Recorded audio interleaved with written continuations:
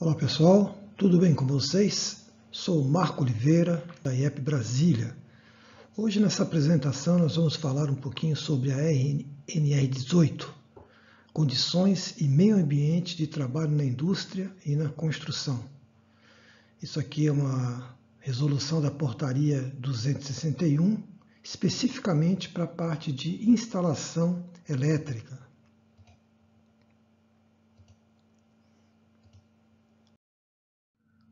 Bom, a NR18, como sua própria descrição diz, ela estabelece as condições e o meio ambiente de trabalho na indústria da construção. É o tópico, então, que nós vamos abordar, a parte elétrica na indústria da construção. Ela estabelece também diretrizes de ordem administrativas, de planejamento e organização, com o objetivo de implantar medidas de controle e sistemas preventivos de segurança nesses processos.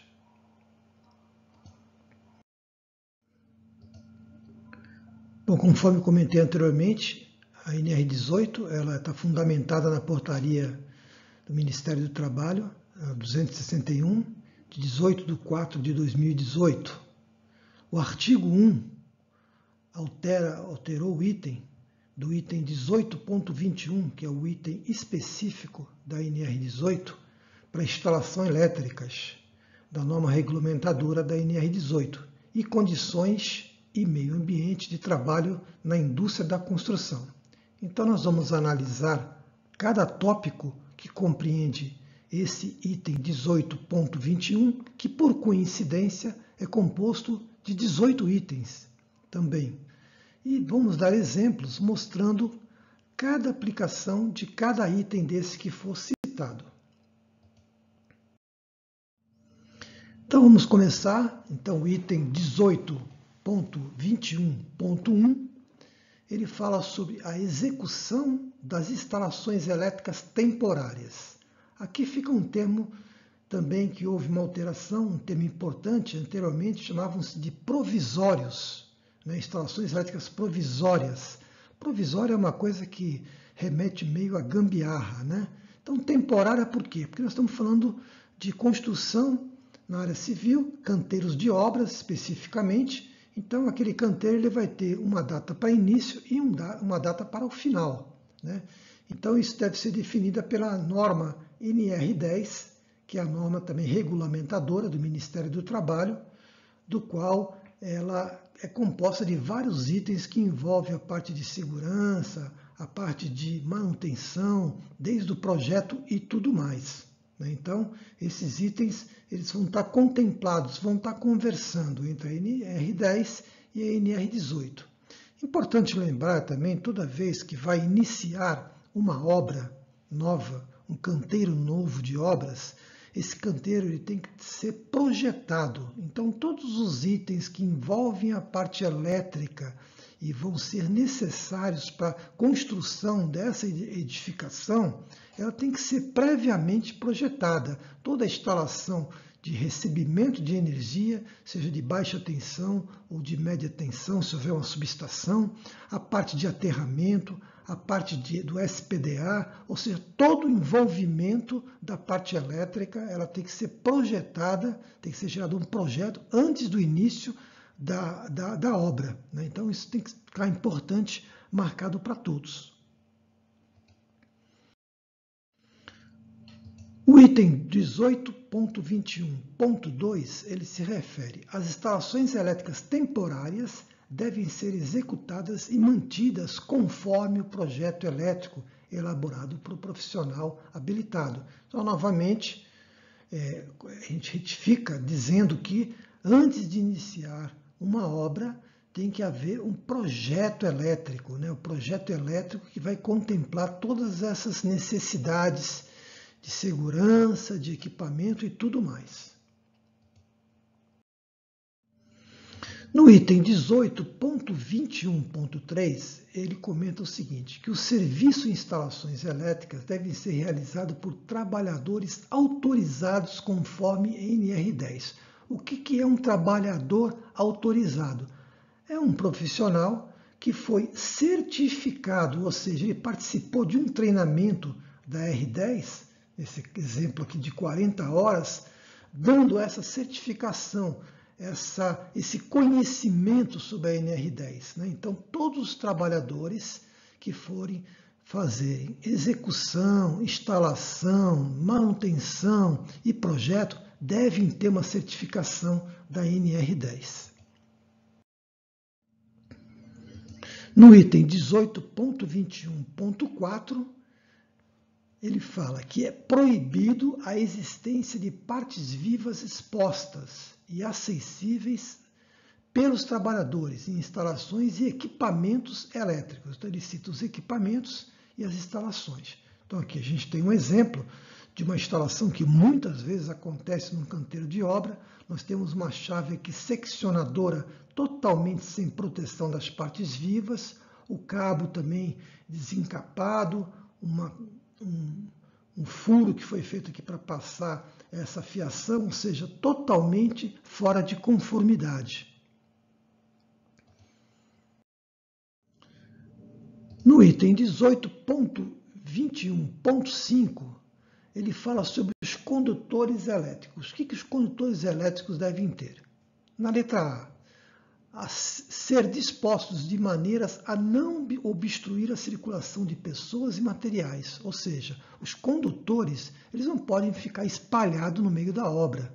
Então, se houver essa necessidade, tem que ser geralmente enterrado ou tem que ter um desvio de tal forma que pessoas, quando ultrapassar por esse condutor, não possam tropeçar ou até sofrer um acidente. Materiais também não podem ser colocados, alojados em cima desses condutores. Né? Então, seria um esforço mecânico sobre o condutor. Então, isso é o item A. No item B, ele fala que esses condutores têm que estar protegidos justamente contra esses impactos mecânicos, umidade e contra agentes capazes de danificar a isolação. Então, nós sabemos que todo condutor ele é isolado, ele também tem uma proteção mecânica, e também, não, dependendo do tipo do condutor, ele pode receber mais ou menos umidade, além de agentes agressores também, como gases e tudo mais. Né? Então, esse é o item B do item 18.21.5. No item C, ele comenta a compatibilidade da capacidade dos circuitos elétricos, ou seja, quando eu tenho uma tomada ou quando eu tenho um circuito elétrico, ele tem uma capacidade máxima de fornecimento de corrente do cabo e do próprio circuito. Então eu não posso ir ligando sucessivamente vários equipamentos, porque o sistema não vai comportar. E aí eu vou ter uma sobrecarga, um aquecimento, posso ter um curto-circuito e até um incêndio. Então também é um ponto de atenção quanto aos condutores, a sua capacidade. No item D, ele fala sobre possuir isolação em conformidade com as normas. Né? Então, é aquela isolação de PVC ou de EPR, dependendo da aplicação onde está instalado esse condutor elétrico. No item E, ele também comenta novamente sobre a questão da isolação, uma isolação dupla ou reforçada, quando destinados à alimentação de máquinas e equipamentos móveis portáteis, porque estão mais sujeitos à abrasividade, aos impactos mecânicos. Então, essa dupla isolação ou reforçada é um ponto também a ser observado. Aqui, nessa imagem, eu coloco aqui uma instalação elétrica, no caso de um canteiro, em que foram feitas separações do tipo de sinal também. Então, por exemplo, aqui eu tenho um cabo de rede de internet, aqui eu tenho um cabo de uma tensão, por exemplo, de um circuito de uma determinada tensão ou um determinado ponto, aqui uma outra situação, ou seja, aqui eu tenho uma proteção, um impacto mecânico maior, posso ter circulação de equipamentos ou carros pesados que possam estar passando por cá. E também um outro ponto importante é a sinalização. Eu tenho aqui uma sinalização de cabos subterrâneos. Isso aqui é muito importante, porque muitas vezes o pessoal trabalha muito com escavação. Então a máquina entra aqui, escava, arrebenta o cabo, falta energia elétrica, pode ter um acidente de choque elétrico. Então esse ponto aqui é importante, como vai ser feito essa distribuição dos circuitos elétricos. E isso tudo está no projeto, como nós vimos anteriormente. Um outro ponto importante, que a norma NR18 salienta no seu item 18.21.6, é referente às conexões, emendas e derivações. A gente sabe que nas obras acontece muito essa questão de derivação dos condutores elétricos. Então, eles devem possuir uma resistência mecânica boa, uma condutividade e isolação compatível com as condições. Hoje em dia, existem esse tipo de borne, que é um borne que ele tem uma boa suportabilidade de corrente, uma boa resistência mecânica, uma boa condutividade interna, e ele é reaproveitável e de fácil instalação. Então ele é rápido para instalar. Eu posso colocar aqui o circuito justamente dimensionado, como mencionado anteriormente, né? E ele pode ser reaproveitado também.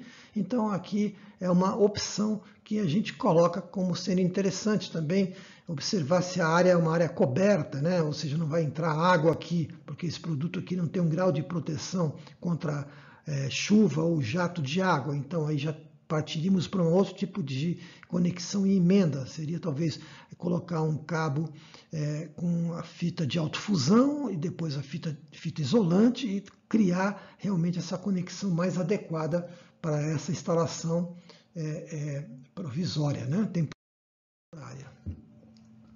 No item 18.21.7, ele trata sobre as instalações elétricas devem possuir sistema de aterramento elétrico de proteção. Então isso aqui é um item extremamente importante. Sistema de aterramento elétrico de proteção. E devem ser submetidos a inspeções e medições elétricas periódicas. Então a cada 6 meses a gente recomenda, porque a obra, o canteiro, ele sofre muitas alterações de troca de equipamentos às vezes. Então precisa ver se esse aterramento está compatível, se ele está operacional, se ele está adequado, né?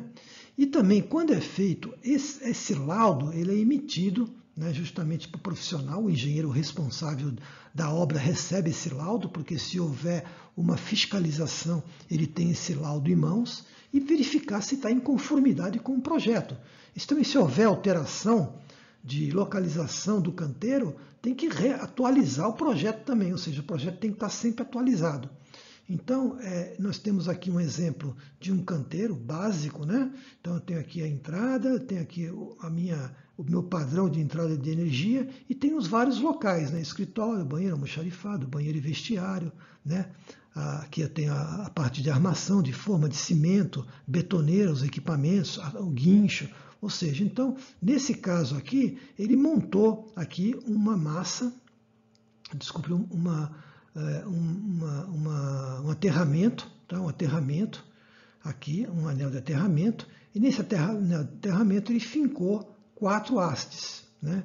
Então, o que é feito para verificar se de fato esse aterramento está funcionando?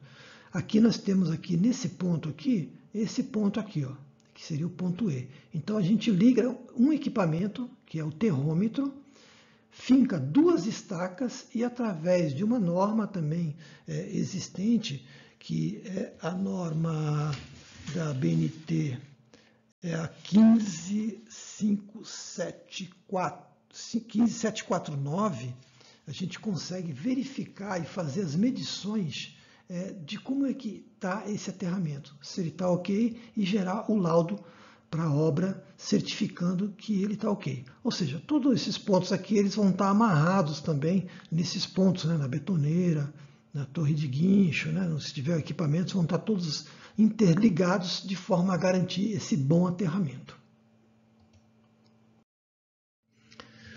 No item 18.21.7.1, ele fala sobre as partes condutoras das instalações elétricas que não são fixas, máquinas, equipamentos e ferramentas não pertencentes ao circuito elétrico, ou seja, aquele equipamento que não está ali fixo, uma betoneira, uma serra, né, uma máquina de massa, ela está ali fixa. Então, essa aqui são máquinas móveis, que elas circulam dentro da obra, né, e que possam ficar energizadas quando houver uma falha de isolação. Então, elas devem estar conectadas ao sistema de aterramento e proteção. Então, como é que isso aqui trabalha? Então, eu tenho aqui uma furadeira, o eletricista está aqui fazendo, o pedreiro está fazendo aqui uma furação. Essa furadeira está ligada através de um plug e tomada adequado, com o pino terra, que é esse terceiro pino aqui, e ligado num quadro que a gente utiliza muito nos canteiros de obra, que é esse quadro aqui. Esse quadro aqui ele é composto basicamente por um disjuntor de entrada, que é esse disjuntor aqui, o disjuntor principal, os disjuntores individuais de cada tomada e mais o dispositivo DR, que a gente vai falar daqui a pouquinho sobre ele. Tá? Então isso aqui seria a forma adequada de fazer essa ligação para essas máquinas e equipamentos que não ficam fixas dentro do canteiro. No item 18.21.8, então, a gente agora fala a respeito justamente do DR. Então, é obrigatória a utilização do dispositivo diferencial residual DR como medida de segurança adicional às instalações elétricas, nas situações previstas nas normas técnicas, no caso, norma 5410 da BNT. Então, eu tenho aqui um quadro. Esse quadro aqui eu tenho aqueles disjuntores que está ligado em cada tomada, e eu tenho esse dispositivo que é o dispositivo DR. Esse dispositivo DR, como é que ele funciona? Basicamente, ele está aqui para proteção contra choque elétrico. Então, ele é ligado aqui no sistema, nos disjuntores que alimenta, e a fase, o retorno da fase deles, ele volta aqui para o DR. Ou seja, se eu tiver qualquer fuga de corrente em qualquer um desses disjuntores, depende da configuração que foi feita, o projeto e tudo mais, o DR ele tem uma sensibilidade ajustada para 30 mA. Em 30 mA ou menos, ele consegue detectar essa fuga e ele vai desarmar, no caso, o circuito ou os circuitos que apresentarem esse problema. Tá? Um ponto que eu queria ressaltar para vocês, que às vezes as pessoas não conhecem, é que existe um equipamento, que é esse equipamento aqui, que chama-se RCD, Residual Current Device, ou dispositivo de fuga de corrente, em que eu consigo fazer uma simulação de uma fuga de corrente e testar o DR, para ver se de fato ele está funcionando. Isso não consta na norma. Eu acredito que seria um item importante que deveria constar na norma, e quando fosse feito aquele laudo semestral para verificar o aterramento e também verificar, fazer a vistoria elétrica em toda a parte elétrica dos equipamentos e máquinas que compõem a obra, fazer o teste do DR. Um teste simples de fazer, rápido, né? Eu estou deixando aqui para vocês um link que a nossa empresa IEP Brasília faz, aqui em Brasília. É só pegar esse link e vocês vão ver esse ensaio sendo feito num dispositivo DR para verificar o seu funcionamento. Ou seja, ele tem um tempo de desarme e uma corrente de desarme. Vocês vão ver nesse vídeo aqui que eu estou apresentando aqui para vocês.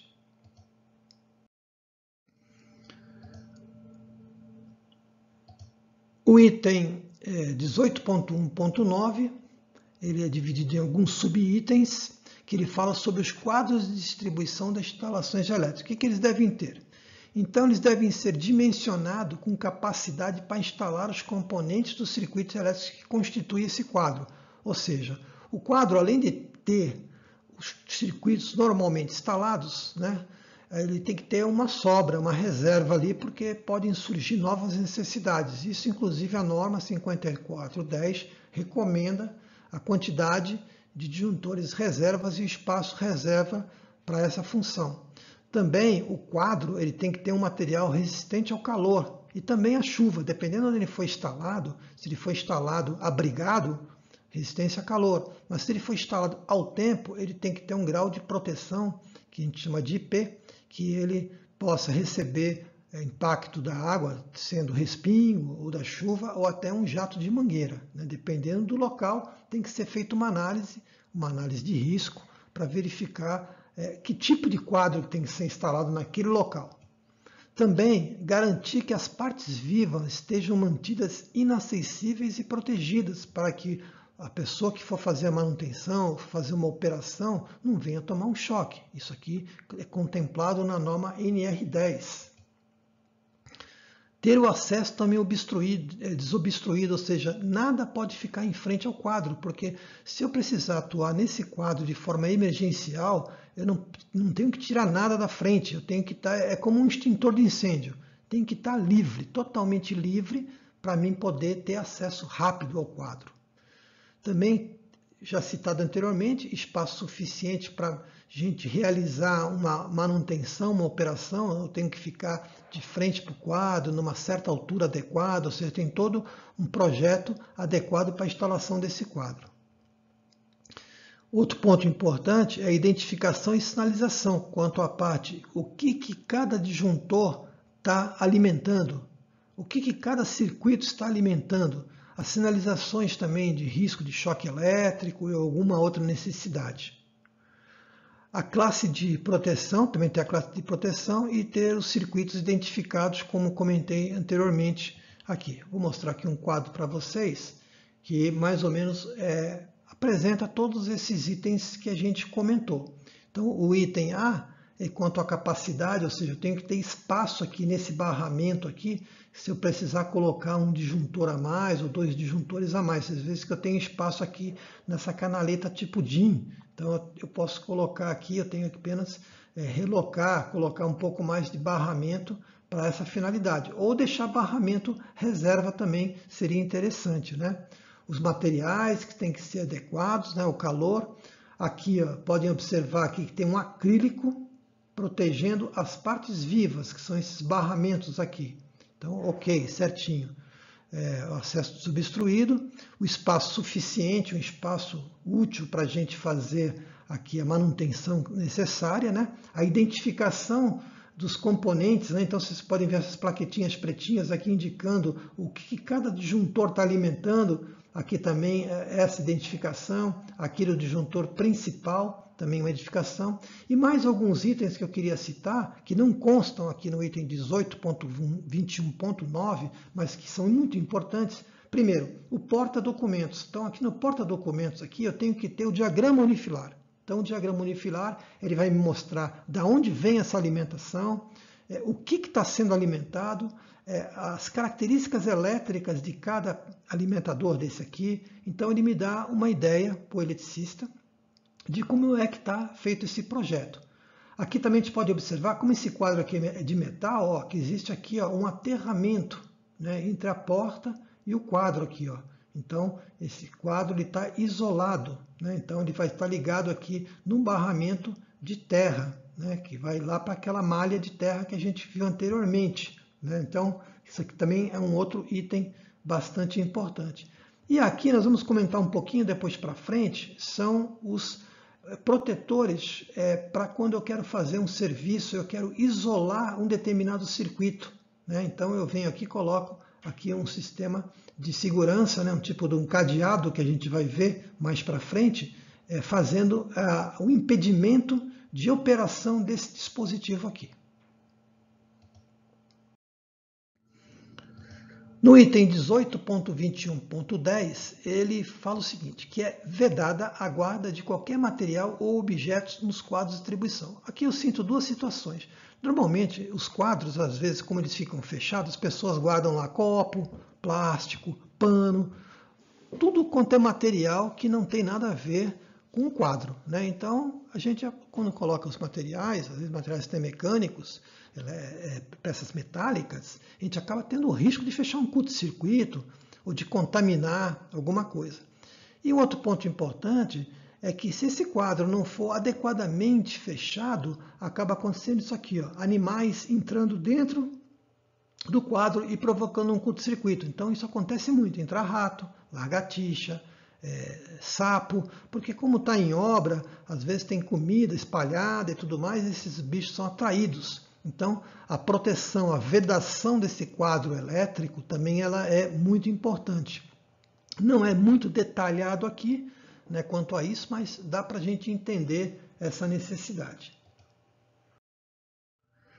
Bom, no item 18.21, ele vai falar sobre os dispositivos de manobra, controle e comando dos circuitos elétricos, que são divididos também em alguns itens. Então, esses dispositivos de manobra eles têm que ser compatíveis com os circuitos que operam. Ou seja, quando eu falo de dispositivo de manobra, geralmente estou falando ou uma chave seccionadora ou um disjuntor. Não? Então, tem que ter essa compatibilidade elétrica, né?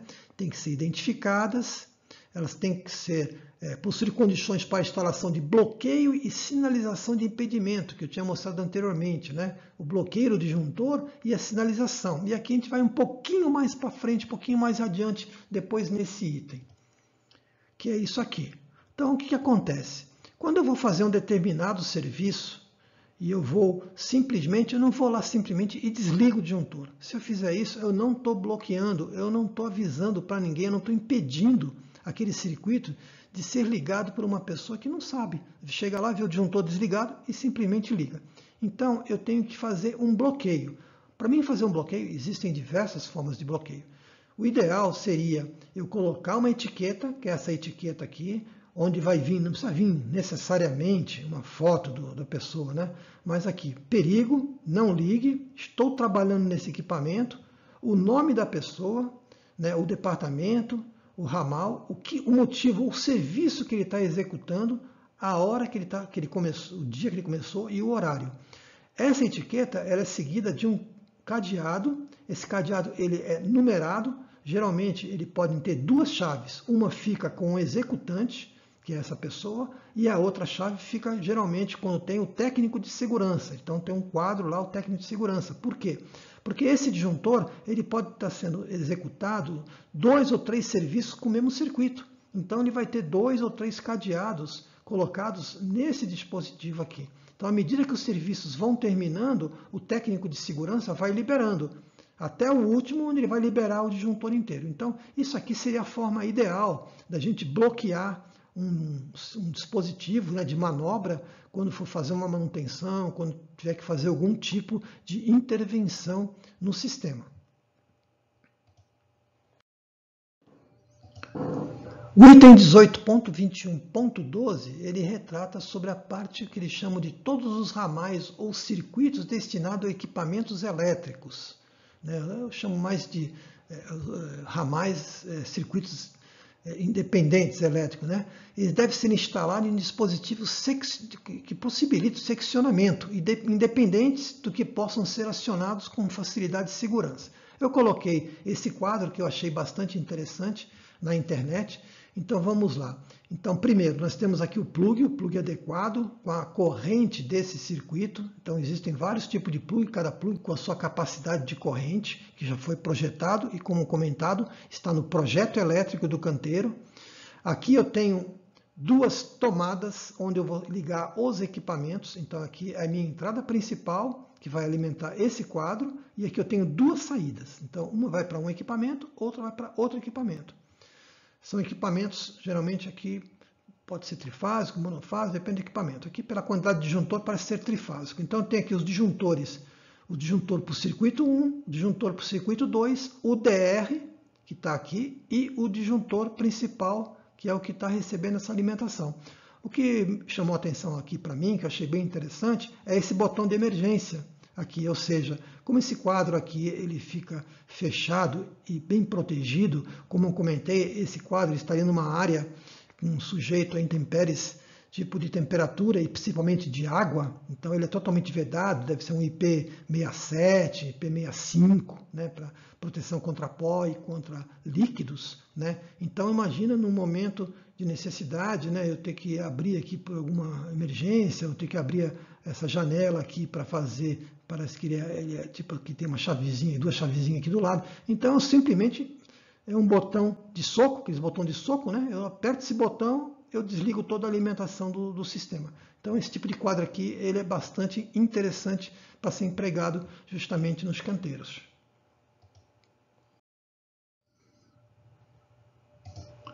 Bom, o item 18.21.3, ele novamente trata a respeito das máquinas e equipamentos móveis e ferramentas elétricas portáteis. Então, devem ser conectados à rede de alimentação elétrica por intermédio de plug e tomada em conformidade com a norma. Então, esse tipo de coisa aqui. Então, não é para fazer ligação, ligar um fio com fio. Às vezes o pessoal corta a tomada, né, o plug para ligar porque não tem uma tomada adequada, né, e não liga fio terra. Então tem que ser conforme a norma, ou seja, esse plug aqui ele tem as fases, é o neutro, a terra, tem um grau de isolação aqui bastante alto pelo tipo de plástico que ele é aqui esse material, ou seja, então tem que ser a coisa feita com plug e tomada a instalação.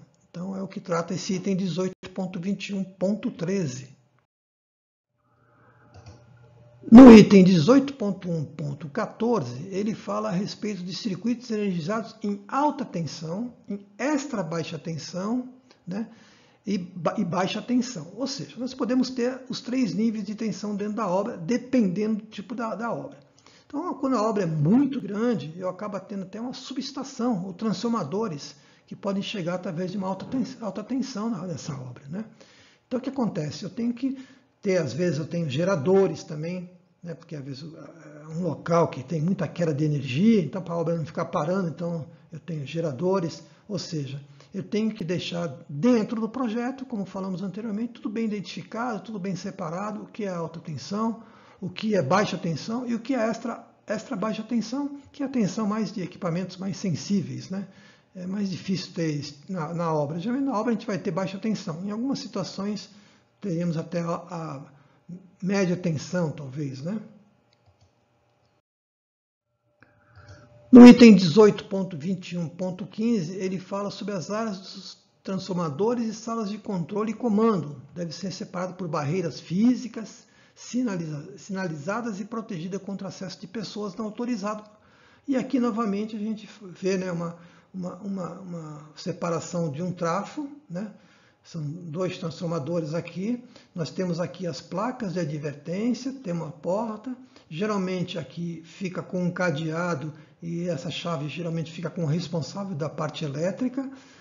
Também esse gradil ele é bem protegido para que não entrem animais, como nós vimos nos quadros, né? Entrar ratos, às vezes entra, porque aqui é quente, né? Então acaba atraindo em regiões frias algum animal para ficar aqui próximo da parte quente do equipamento, né? Então você vê que aqui é tudo muito bem protegido, uma área totalmente isolada e sinalizada. O item 18.21.15.1, ele também trata das áreas onde ocorrem intervenções nas instalações elétricas ou não também, e devem ser isoladas e sinalizadas, de modo a evitar a entrada de permanência no local de pessoas não autorizadas, ou seja, a pessoa aqui nesse exemplo aqui está fazendo um serviço aqui numa galeria. Essa galeria da obra ela tem aqui os cabos aqui embaixo e tudo mais, então tem um buraco. Então eu tenho que isolar o local, eu tenho que sinalizar o local, né? E até indicar saídas de emergência, se for o caso e tudo mais. Ou seja, esse local, como qualquer local, se eu for fazer manutenção num quadro elétrico, o ideal é que eu isole aquele espaço, porque muitas vezes eu acabo tendo que sair dali por algum momento e buscar uma ferramenta, ou sei lá, tomar uma água, e aquele quadro ele acaba ficando exposto. Então ele tem que ser isolado, com fita zebrada, com os cones, tudo direitinho, para que nenhuma pessoa que não esteja avisada possa vir a correr alguma situação de risco. No item 18.21.16, ele trata sobre os canteiros de obra devem estar protegidos por sistema de proteção contra descarga atmosférica, SPDA, projetado e construído e mantido conforme a norma técnica nacional vigente. O que acontece? Nesse exemplo aqui a gente pode ver que a obra está no início. Então eu estou aqui embaixo, né? Então, sei lá, 4, 5 metros. Teoricamente não teria nenhum risco, porque dentro da norma a gente tem lá todo o cálculo do risco, né? E aí aqui a obra em si não teria nenhum risco. Mas as gruas, elas são muito altas. Então nessas gruas, inclusive, ela vai aumentando de tamanho à medida que a obra vai crescendo, né? Então essas gruas atingem aí tranquilamente 50, 70, 100 metros de altura. Então na ponta da grua sempre vai ter um sistema de para-raio, e ela acaba sendo um para-raio natural, porque ela é toda de metal. Ou seja, Então ela acaba sendo um para-raio. E aí eu tenho que ter essa grua, né, como as demais, no caso, interligados ao nosso sistema, nossa malha de aterramento, né, para que, se houver uma descarga elétrica, né, ela possa ser drenada e não aconteça nada, por exemplo, com o operador que está aqui, ou com uma pessoa que esteja em algum local aqui trabalhando com esse equipamento. Então, isso aqui é um ponto importante a ser observado também. O item 18.21.16.1, ele fala que o comprimento desse dispositivo anterior que a gente comentou, o ponto 16, é dispensado nas situações previstas em normas técnicas nacionais, mediante um laudo emitido por um profissional legalizado. Então aqui eu tenho um canteiro de obra, aqui são casas populares, né? Então essas casas populares elas vão atingir aqui uma altura aqui de no máximo 6 metros, 7 metros, então aqui não tem a necessidade de colocar um sistema de SPDA, né? Claro que vai ter que haver uma análise, como eu comentei, se for uma área aberta, uma área descampada, ou seja, para isso é feito uma análise de risco para ver se realmente existe nesse local um risco de cair um raio, né? Mas provavelmente aqui, muito difícil. Então, mas mediante esse laudo, a gente vai ter essa noção se é necessário ou não.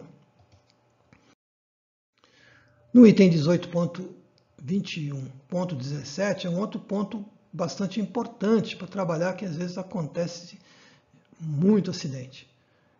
Proximidade com as redes elétricas. Proximidade com as redes elétricas. Essas redes, geralmente, elas estão energizadas, né? Tanto interna quanto externa ao canteiro. E elas devem ser protegidas contra contatos acidentais. E eu vou mais além. Às vezes não precisa ser nenhum contato, não. Às vezes essa própria distância aqui, sem eu bater na rede aqui, ela acaba gerando um arco. E se gerar um arco, vai pegar a descarga nessas pessoas que estão trabalhando aqui. Então, como é que faz para evitar? Justamente, tem que ser sempre feita uma análise de risco. E nessa análise de risco, o que é feito? O que teria que ser feito aqui? Colocar esses isoladores aqui, ó. Se eu coloco aqui os isoladores aqui, ó, eu já protejo essas pessoas que porventura possam vir a tocar aqui na rede elétrica, né? Então isso aqui é importante, fazer uma análise de risco para verificar essa necessidade, porque a obra está muito próxima da rede elétrica aqui. Então existe um grande risco de uma pessoa tomar um choque. Então isso aqui chama a empresa especializada, ela vem, coloca os isoladores, não atrapalha em nada, a rede vai ficar energizada, trabalhando normalmente, e as pessoas que estão aqui na obra estariam seguras.